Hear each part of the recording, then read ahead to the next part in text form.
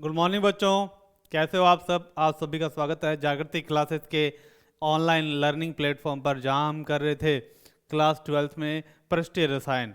पृष्ठीय रसायन में अभी तक अपने क्या पढ़ चुके हैं बच्चों? पृष्ठीय रसायन में अभी तक अपने अधिशोषण पढ़ चुके हैं, ठीक है।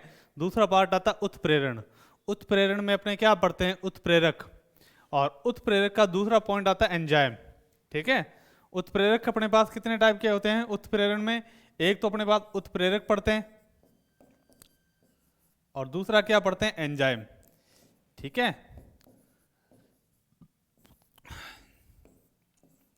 उत्प्रेरक क्या होते हैं? जो रासायनिक अभिक्रियाएं होती है उनमें काम आते हैं, जो मानव निर्मित होती है, ठीक है। और एंजाइम क्या होते हैं अपने पास? ऐसी अभिक्रियाएं जो जैव रासायनिक होती है। मान लो अपने शरीर में होने वाली अभिक्रियाएं, पेड़ पौधों में होने वाली अभिक्रियाएं, ये सारी क्या होती है? एंजाइमों द्वारा उत्प्रेरित होती है, ठीक है। तो इसमें अपने क्या लिखेंगे बच्चों? इसमें अपने लिखेंगे ऐसे उत्प्रेरक जो जैविक अभिक्रियाओं में काम आते हैं। क्या? ऐसे उत्प्रेरक जो जैविक अभिक्रियाओं में काम आते हैं, लिख देते हैं।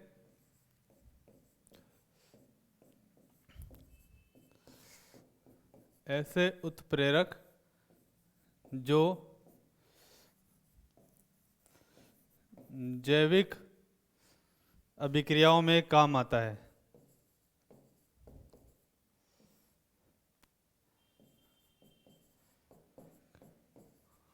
में काम आते हैं, एंजाइम कहलाते हैं। क्या कहलाते हैं? एंजाइम कहलाते हैं। क्लियर? यानी जैविक अभिक्रियाएं वो सारी क्या होती है अपने पास, ठीक है, एंजाइमों द्वारा उत्प्रेरित होते हैं। एंजाइम क्या होते हैं? एंजाइम प्रोटीन द्वारा बने होते हैं। ये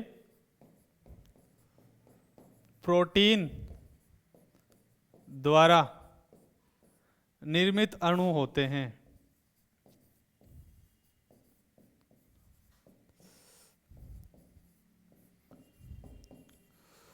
अणु होते हैं। क्लियर? अब नोट डाल के एक बात और अपने लिख लेंगे। क्या बच्चों? नोट डालेंगे, एक बात लिख लेंगे क्या होती है, ठीक है। पृष्ठीय रसायन में, ठीक है, इसके अंदर क्या पढ़ेंगे अपने? इनके जो विलयन होते हैं कोलाइडी प्रकृति के होते हैं, यानी इनका जो मिश्रण होगा, विलयन का जो मिश्रण होगा विषमांगी प्रकृति का होगा, ठीक है। लिख लेते हैं इनके विलयन विलयन कोलाइडी प्रकृति के होते हैं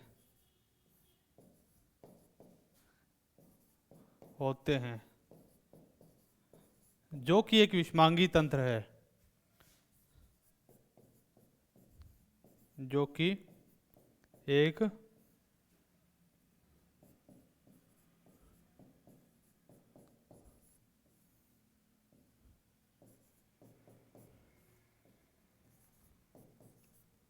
विषमांगी तंत्र है।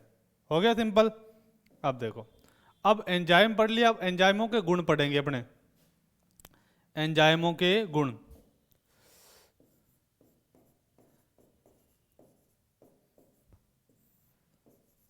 सबसे इजी टॉपिक माना जाता है। बस थोड़ा सा क्या होता है कि रटने वाले टॉपिक ज्यादा होते हैं, ठीक है, समझने वाले कम होते हैं, ठीक है।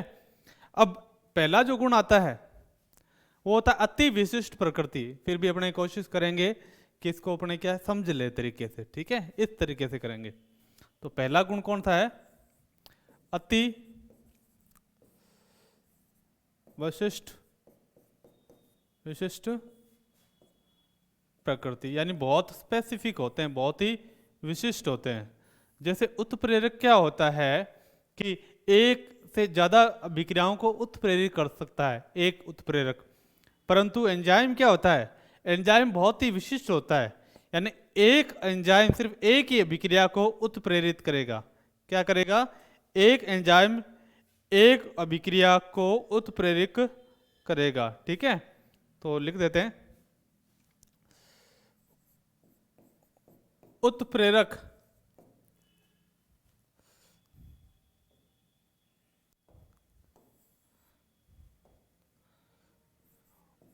उत्प्रेरक की तुलना में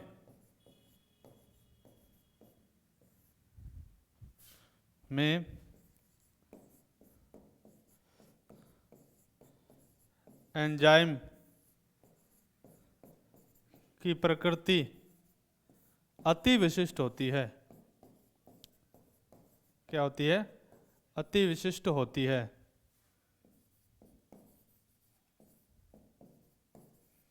अर्थात एक एंजाइम सिर्फ एक जैव रासायनिक अभिक्रिया को उत्प्रेरित कर सकता है। एक ही जैविक रासायनिक अभिक्रिया को उत्प्रेरित कर सकता है।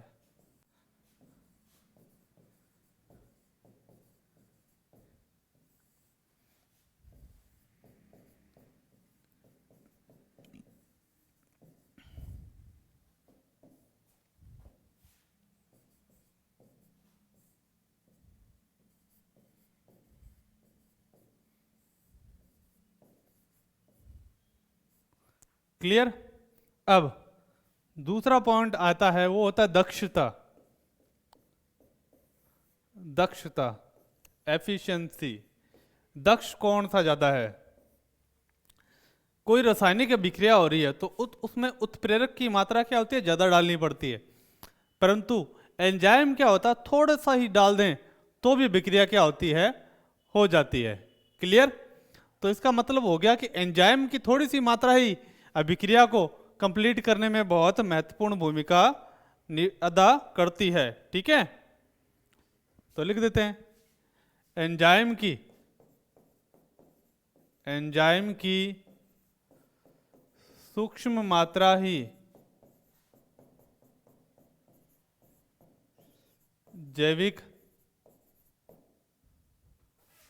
अभिक्रियाओं के लिए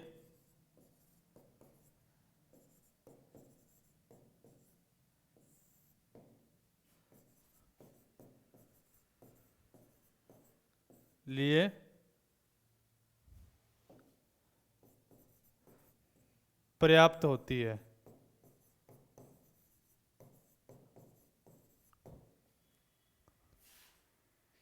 क्लियर? अंतः यह उत्प्रेरक से अधिक दक्ष होते हैं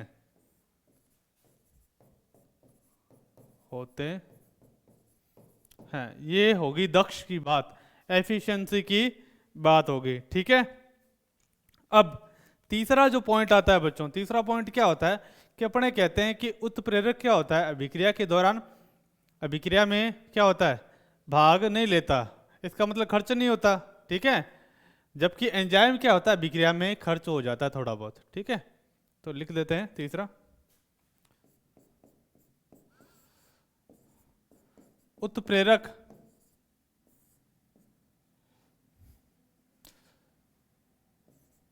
रासायनिक अभिक्रिया में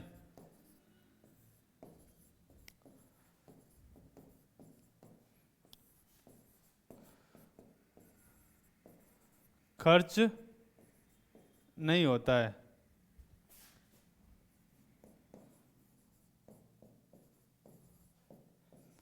जबकि एंजाइम की कुछ मात्रा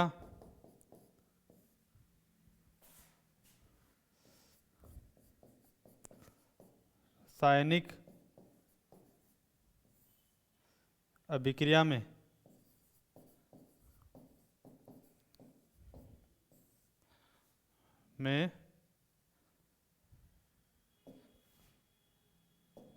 रासायनिक जैविक अभिक्रिया में खर्च हो जाती है। हो जाती है। ये अपने पास थर्ड है, यानी खर्च होने की बात थी। ठीक है बच्चों, अब नेक्स्ट पॉइंट की तरफ बढ़ते हैं, वो है सिंपल सा पॉइंट। ठीक है, उत्प्रेरक क्या होते हैं अपने को बनाने पड़ते हैं, जबकि एंजाइम क्या होते हैं कि बना संश्लेषित नहीं किए जा सकते। ठीक है, ये प्राकृतिक होते हैं। तो चौथा पॉइंट, एंजाइम संश्लेषित नहीं किए जा सकते हैं,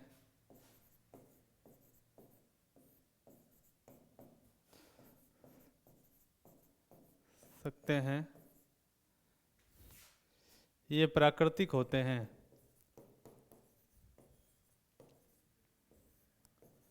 प्राकृतिक होते हैं, सिंपल। अब नेक्स्ट पॉइंट करेंगे, वो है अपने पास को एंजाइम या सह एंजाइम। ठीक है, को एंजाइम या सह एंजाइम है क्या, लिख देता हूं मैं इधर ऐसे, को एंजाइम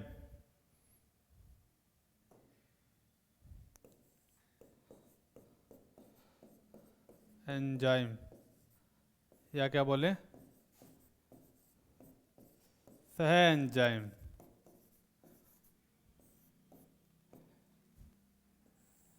क्या होता है को एंजाइम और सह एंजाइम, जैसे अपने पास उत्प्रेरक वर्धक था, सेम वैसा ही काम करता है। इसमें क्या होता है कि ऐसे जैविक यौगिक जो एंजाइम की क्रियाशीलता को बढ़ा देते हैं, को एंजाइम कहलाते हैं, यानी उसको सपोर्ट करते हैं, उसको सहारा देते हैं। ठीक है, और इनसे क्या होता है अपने पास, ये क्या करते हैं, प्रत्येक एंजाइम के साथ कोई ना कोई को एंजाइम होना जरूरी है, नहीं तो उसका वर्किंग क्या होती है, बहुत कम हो जाती है, ना के बराबर भी कह सकते हैं अपने। ठीक है, जबकि उत्प्रेरक के साथ उत्प्रेरक वर्धक की उपस्थिति होना क्या होता है, जरूरी नहीं होता। क्लियर, तो मैं लिख देता हूं इसके अंदर सिंपल सी बात। ठीक है, ऐसे जैविक यौगिक जो एंजाइम के साथ पाए जाते हैं,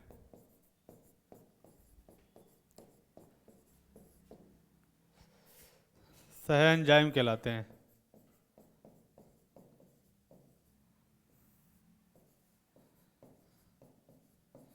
एंजाइम कहलाते हैं। क्लियर, प्रत्येक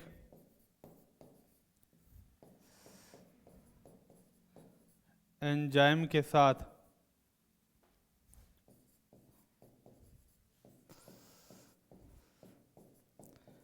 एंजाइम उपस्थिति अनिवार्य है, अनिवार्य है, जबकि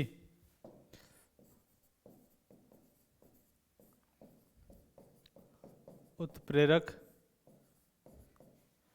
के साथ उत्प्रेरक वर्धक की उपस्थिति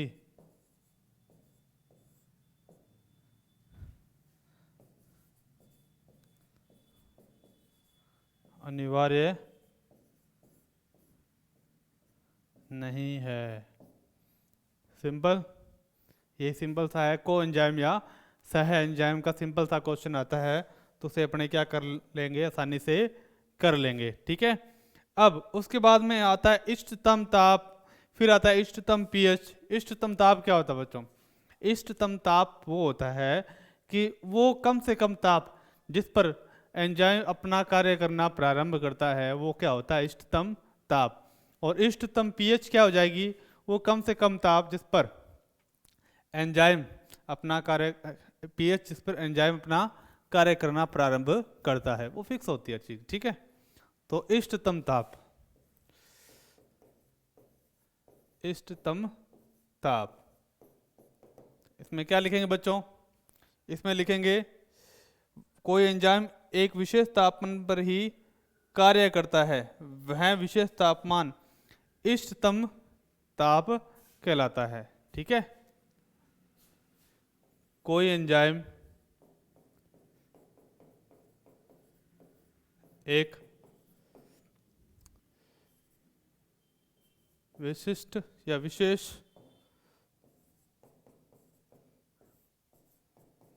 ताप पर ही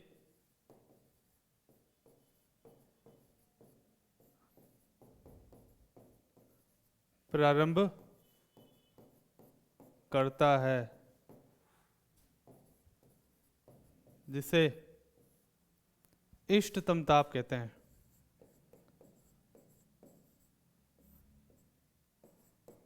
ताप कहते हैं। ठीक है, इष्टतम ताप होता कितना है? अब बात आती है ये इष्टतम ताप क्या होता है? 298 से 210 केल्विन होता है। क्या होता है? 298 से 210 केल्विन के बीच में होता है किसी भी एंजाइम के लिए। ठीक है, और मानव शरीर का ताप कितना होता है?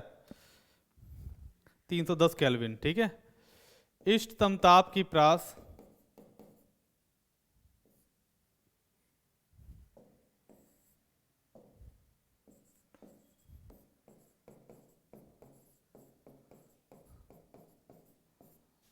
298 से 210 केल्विन के बीच रहती है।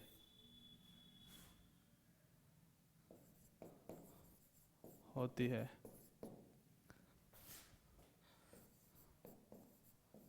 मानव शरीर का ताप 310 केल्विन होता है। ठीक है, अब बात करते हैं इष्टतम पीएच की। किसकी बात करते हैं बच्चों? इष्टतम पीएच। ठीक है, लिख देता हूं मैं।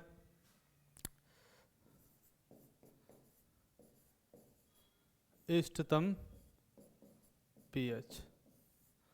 ठीक है, कोई एंजाइम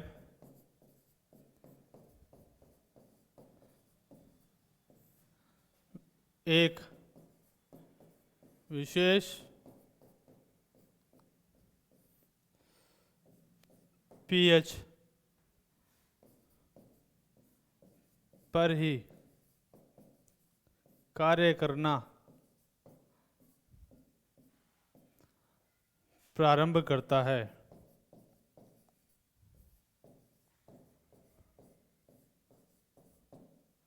जिसे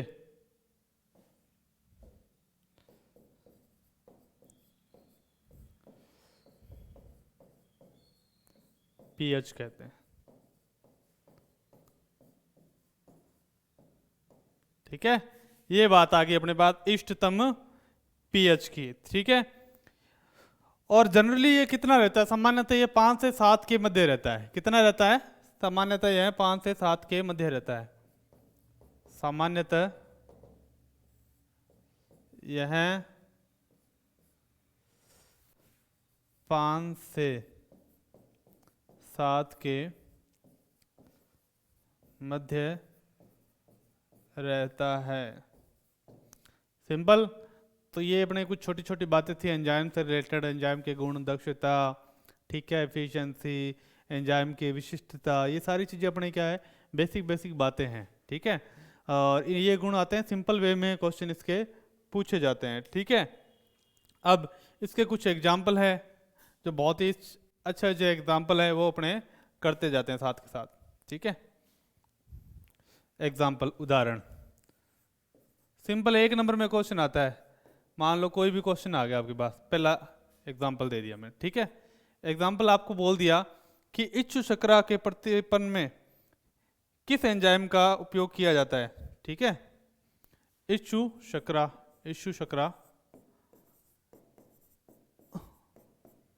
का प्रतिपन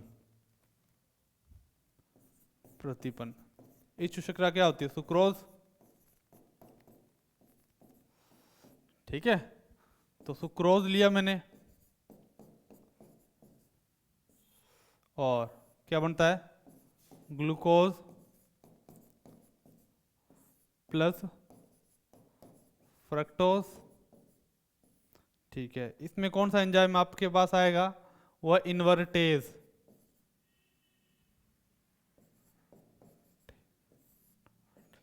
इन्वर्टेज एंजाइम आएगा काम में। क्लियर, याद रह जाएगी बात। उसी टाइप से स्टार्च को माल्टोज में परिवर्तित कौन सा एंजाइम करेगा, ठीक है, इसको याद रखना कैसे। दूसरा, स्टार्च को माल्टोज में चेंज करना है, ठीक है। तो इसमें जो एंजाइम काम में आएगा वो डायस्टेज आएगा। तो याद कैसे रखोगे आप, ऐसे याद रखो SDM, ठीक है। स्टार्च को डायस्टेज क्या कर देगा, माल्टोज में परिवर्तित कर देगा। और एग्जाम्पल करते हैं अपने, ठीक है, नेक्स्ट एग्जाम्पल की तरफ अपने बढ़ते जाते हैं। अब कोई और एग्जाम्पल जो आपको याद आ रहा है, ठीक है, यूरिया, ठीक है, माल्टोज से ग्लूकोज। पहले तो बात करते हैं यूरिया। यूरिया का नाम आते ही यूरिएज आ जाता है। यूरिया को CO2 में परिवर्तन,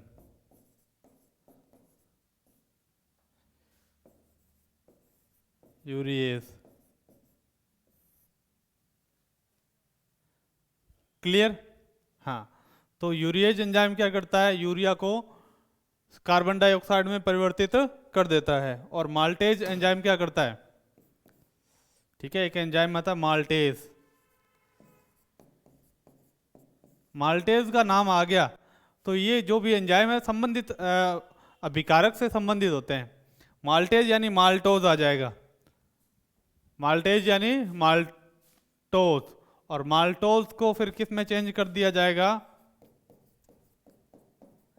माल्टोज में एंजाइम आता है माल्टेज यूज, और वो किस में चेंज हो जाएगा, ग्लूकोज में,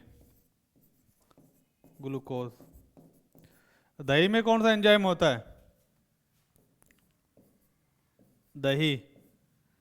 दही में आपको याद आ गया, दूध से दूध, दही, इनमें सब लैक्ट शब्द यूज होता है, लैक्टोबैसिलस। दूध से दही बनेगा तो क्या अपने पास, लैक्टोबैसिलस।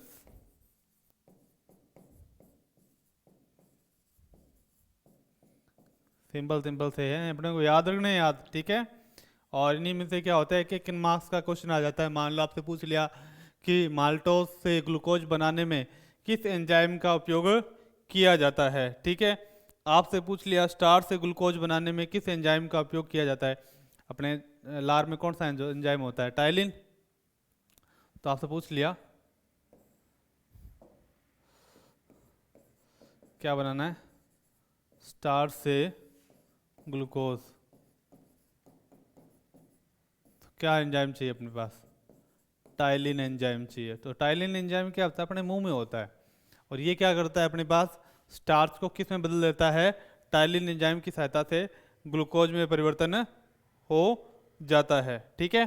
और ग्लूकोज को अगर एथिल अल्कोहल में बदलना है, क्या अपने पास ग्लूकोज है, इसको किस में चेंज करना है, एथिल अल्कोहल।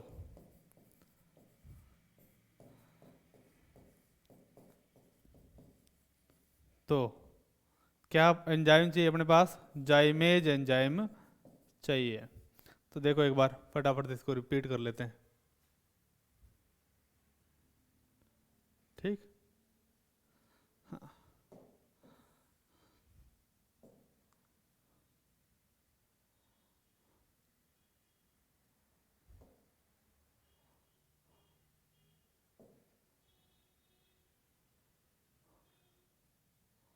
हाँ, अब सही है,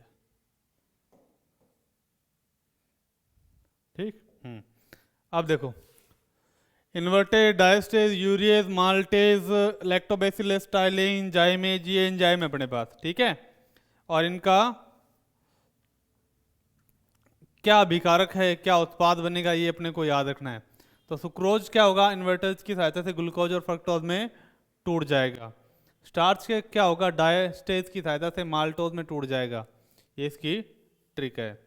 यूरिया क्या होगा, यूरिएस की सहायता से CO2 में बदल जाएगा। और माल्टोज क्या होगा, माल्टेज की सहायता से ग्लूकोज में बदल जाएगा। क्लियर? ठीक। और दही लैक्टोबैसिलस की सहायता से क्या दूध लैक्टोबैसिलस की सहायता से किस में बदल जाएगा, दही में बदल जाएगा। स्टार्च टाइलिन की सहायता से किस में बदल जाएगा, ग्लूकोज में बदल जाएगा। और ग्लूकोज जाइमेज की सहायता से इथाइल अल्कोहल में बदल जाता है। क्लियर? अब नेक्स्ट जो अपने पास टॉपिक आता है, काफी क्वेश्चन आते हैं जिसमें से वो है ताला चाबी सिद्धांत। ताला चाबी सिद्धांत की लॉक थ्योरी। क्या होता है ताला चाबी सिद्धांत में? ताला चाबी सिद्धांत दी किसने थी? एमिल फिशर ने दी थी। ठीक है। और ये क्या बताता है, एंजाइम की विशिष्टता को बताता है। जैसे अपने कहते हैं ना कि एक एंजाइम क्या होता है, किसी एक ही अभिक्रिया को उत्प्रेरित करता है। क्या करता है? किसी एक ही अभिक्रिया को उत्प्रेरित करता है। और यह सिद्धांत किसने दिया था? एमिल फिशर ने तो इसको थोड़ा बहुत बताया था।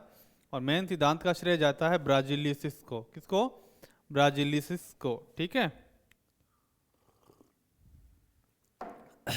लिखते हैं। यह सिद्धांत एंजाइम की विशिष्टता को बताता है।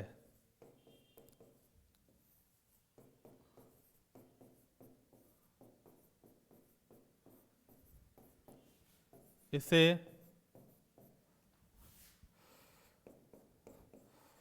ब्राजिलियसिस ने दिया था। किसने दिया था? ब्राजिलियसिस ने दिया था। ठीक है।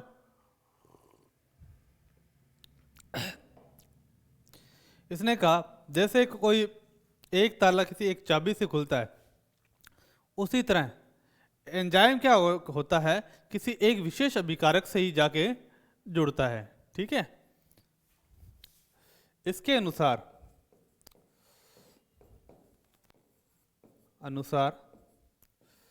जिस तरह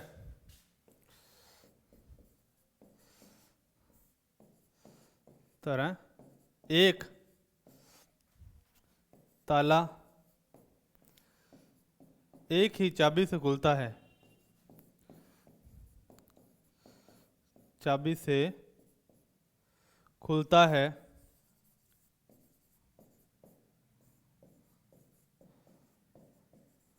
उसी तरह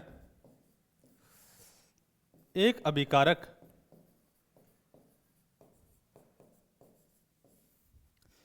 एक ही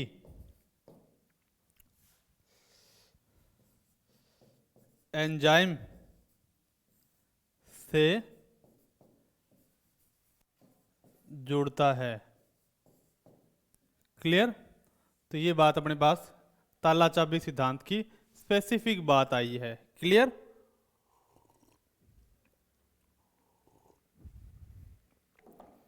इस सिद्धांत में क्या होता है, यह सिद्धांत कहता है कि इसमें क्या होता है, जैसे अभिकारक होते हैं उनकी सतह पर क्या है, छोटे छोटे छिद्र पाए जाते हैं जिन्हें कोटर कहते हैं। ठीक है। इसके अनुसार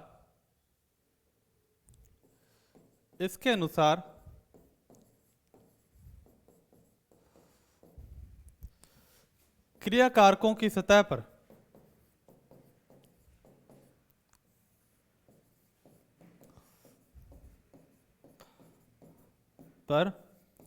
छोटे छोटे छिद्र पाए जाते हैं।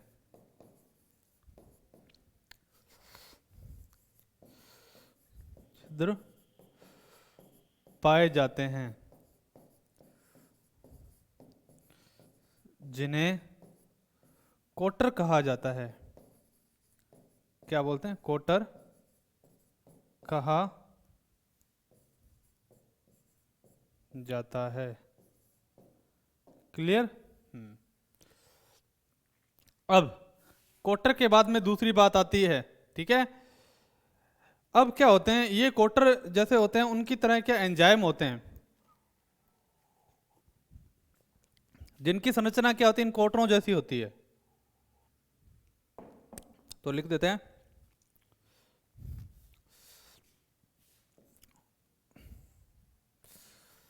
ऐसे एंजाइम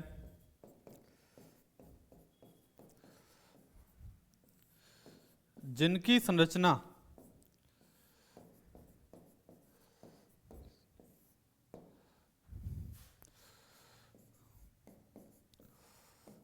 कोटर की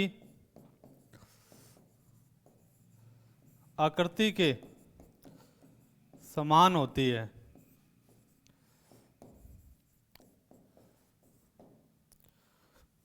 वे एंजाइम से संयोजित होते हैं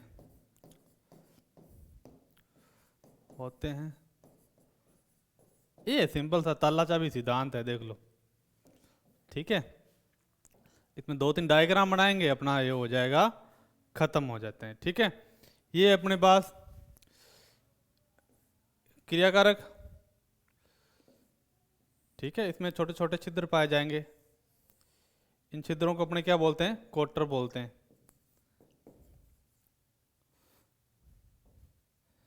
क्या बोलते हैं, कोटर, ठीक है। इसमें क्या होता है, अभिकारक, ये अभिकारक है, ठीक है। क्या है, अभिकारक, ठीक। इसमें क्या होता है, ऐसे एंजाइम फिट होंगे जिनकी संरचना क्या है, इनकी जैसी है। ये अपने पास क्या है, एंजाइम आगे फिट हो, कोटर जैसी संरचना है, क्लियर। अब दूसरे पद में क्या होगा, ये जाके इनके साथ जुड़ जाएंगे, ठीक है, ये इसके साथ जुड़ गए,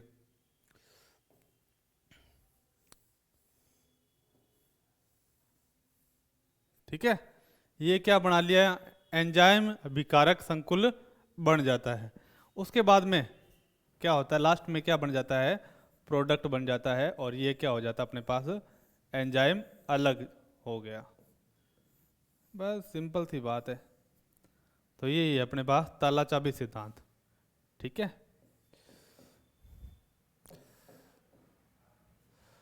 ताला चाबी सिद्धांत,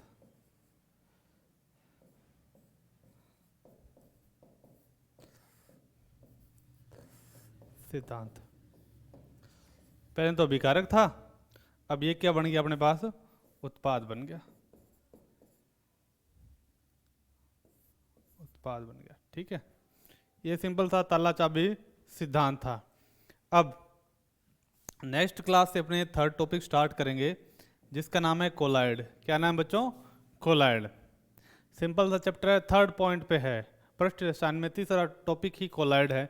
कोलाइड पढ़ेंगे, क्या होता है कोलाइड, कितने टाइप होते हैं, किस टाइप से बनता है, क्लियर, और उसके गुण वगैरह, और फिर कोलाइड बनाने की विधियाँ, छोटे छोटे पार्ट्स अपने पढ़ेंगे, और इस चैप्टर को क्या करेंगे, जल्दी ही ख़त्म करेंगे। तब तक के लिए थैंक यू, बाय। लगातार जुड़े रहिए और पढ़ते रहिए।